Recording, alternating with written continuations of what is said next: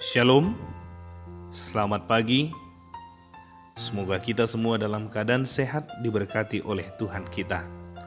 Dan biarlah damai sejahtera dan kasih karunia senantiasa dilimpahkan kepada kita sekalian. Marilah mendengar firman Tuhan yang menjadi renungan pada hari ini, Jumat 1 Mei 2020, yang tertulis dalam kitab Mazmur pasal 23 ayat yang pertama. Demikian bunyinya, Tuhan adalah gembalaku, takkan kekurangan aku. Demikian firman Tuhan. Jikalau saat ini ada yang ditanyakan kepada kita, apakah yang kita cari? Atau apakah yang menjadi tujuan kita dalam kehidupan ini? Mungkin kita bisa berbeda-beda untuk menjawabnya. Anak sekolah akan mengatakan nilai yang baik sehingga bisa juara dan membanggakan orang tua. Yang hendak melanjutkan pendidikan mengatakan, kami ingin sekolah ataupun kuliah di sekolah ataupun universitas yang terbaik. Yang sudah tamat ataupun yang sedang menganggur, kami mencari atau menginginkan pekerjaan yang baik. Yang telah cukup matang dalam usia, kami sedang mencari jodoh. Yang sudah menikah dan belum mempunyai keturunan, kami merindukan keturunan. Bagi orang tua, kami ingin anak-anak kami menjadi anak yang baik dan sukses ke depannya. Bagi yang sedang bekerja, kami menginginkan naik gaji ataupun jabatan. Yang sedang sakit, kami ingin kesembuhan yang sempurna. Yang sedang bergumul, kami butuh pertolongan dan lepas dari persoalan ini. Bagi yang berduka cita, terlebih karena kematian, kami mau dia hidup kembali agar kami boleh bersuka cita bersama kembali. Dalam masa sulit karena COVID-19 ini, kita pasti menyatakan, kami ingin keadaan kami dipulihkan seperti sebelumnya. Dan masih banyak lagi apa yang kita cari, apa yang kita inginkan dalam kehidupan ini. Bahkan di dalam kehidupan ini, seseorang bisa mengejar berbagai hal seperti kekayaan, kesuksesan, ketenaran dan sebagainya. Atau dalam falsafah Batak dikatakan hamuraun, hagabion, dohot hasangapon. Ini dikejar untuk mencapai suatu kepuasan. Meskipun ketika kita sudah mendapatkannya, sering sekali muncul ketidakpuasan. Karena manusia selalu merasa tidak cukup di dalam hidupnya. Tuhan adalah gembalaku. Inilah pernyataan yang pertama yang diucapkan pemazmur dalam renungan hari ini.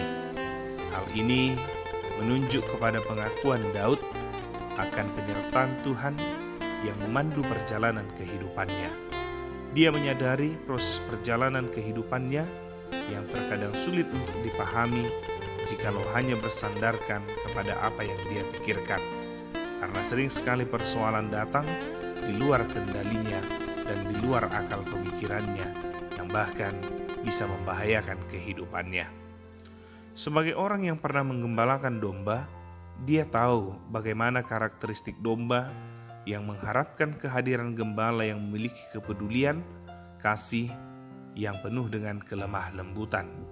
Dia melihat kawanan domba yang jikalau tidak digembalakan oleh gembala yang baik, sering tersesat karena domba itu akan mencari jalannya sendiri dan di dalam keadaan tersebut nyawanya sedang terancam. Namun, gembala yang baik akan setia memperhatikan keadaan dombanya. Bahkan jikalau domba itu dalam keadaan bahaya, seorang gembala akan melakukan yang terbaik meskipun nyawa menjadi taruhannya. Pengalaman hidup yang begitu luar biasa yang dialami pemazmur dan pengalaman pemazmur akan pemeliharaan Allah sebagai gembala yang menuntunnya, itulah yang disimpulkan dalam pengakuan iman ini. Dia mau digembalakan oleh Tuhan, dan sebagai domba, dia juga mau bersifat taat, tidak membantah, serta lemah lembut.